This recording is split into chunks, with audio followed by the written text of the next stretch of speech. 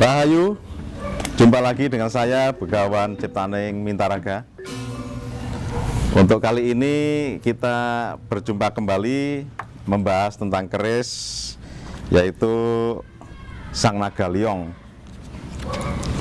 Kita tahu bahwa keris Indonesia telah ditetapkan sebagai masterpiece of the oral and intangible cultural heritage of humanity, atau karya agung budaya lisan tak benda untuk warisan kemanusiaan, ya.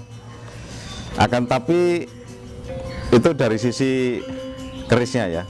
Kalau dari sisi inspirasinya itu bisa dari mana-mana. Kali ini inspirasi kita berasal dari Tiongkok. Loh, jauh banget ya. Ya, budaya Tiongkok itu sudah masuk ke budaya Nusantara, itu banyak pengaruhnya, ya. Ya, salah satunya adalah naga. Naga itu kalau di Tiongkok itu naganya punya tanduk, ya, bersayap gitu ya. Kemudian berkaki gitu ya. Nah, itu sangat berbeda dengan naga Eropa. Naga Eropa bentuknya juga berbeda. Kemudian ketika ke tanah Nusantara, naga yang sudah kita temukan di mana-mana itu kadang bisa terlihat di gong, ya, kemudian ada di pintu masuk pura dan lain-lain. Itu biasanya berupa naga Besuki atau Anantaboga gitu ya. Itu sebetulnya secara mitologi terpengaruh oleh budaya Cina. Nah, kemudian dari sisi maknanya itu juga sama. Naga itu adalah lambang kekuatan, kemakmuran, dan keperkasaan. Makanya di budaya Cina itu laki-laki yang gagah dilambangkan dengan naga. Kemudian untuk yang perempuan dilambangkan dengan burung ponik, ya, istilahnya ada burung ponik dan naga.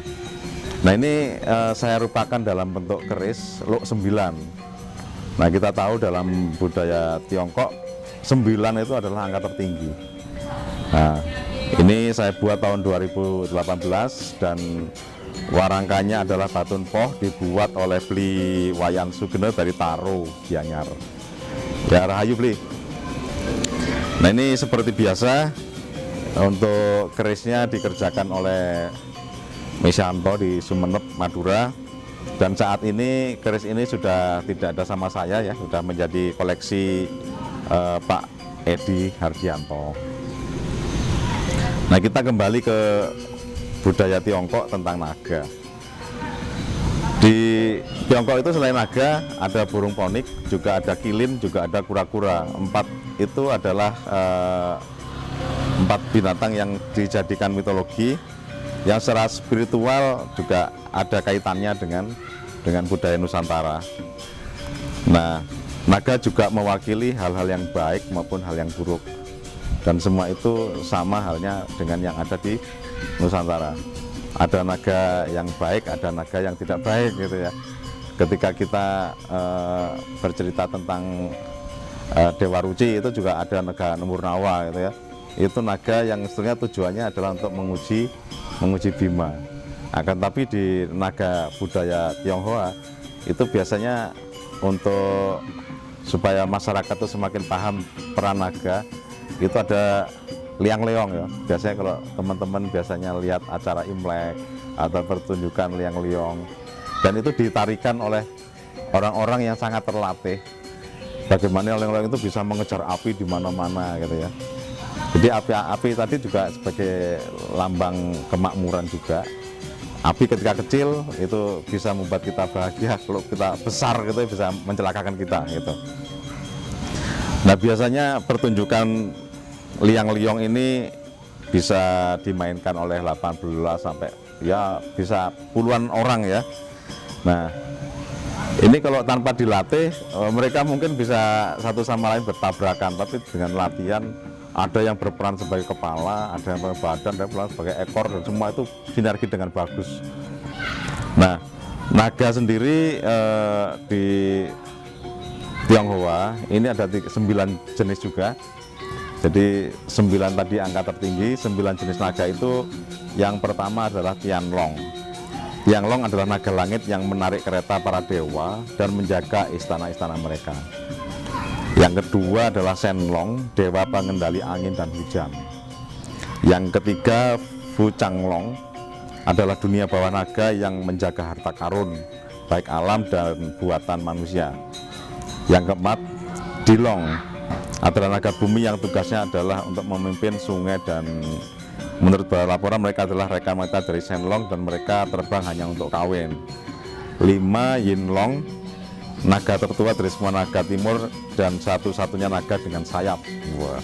Ke-6 Qlong, dianggap naga terkuat. 7 Panlong, adalah naga air, diyakini sebagian besar mendiami danau sebelah timur. 8 Huanglong, adalah naga kuning. 9 terakhir Long Wang, adalah raja naga gitu ya. Nah, keris dengan simbol naga ini sudah sering kali ya di dapur keris. Biasa kita ada naga-naga yang biasa naga raja gitu ya. Kemudian ada naga siluman, kemudian ada naga-naga yang banyak sekali disimbolkan, naga kekek dan lain-lain. Nah, khusus untuk yang keris ini kita membuat naga bukan seperti naga yang beredar di Nusantara seperti naga Jawa atau naga Bali.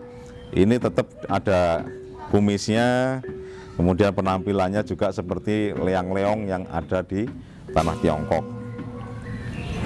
Nah, demikian yang dapat saya sampaikan untuk membabar keris dengan dapur Sang Naga Liong.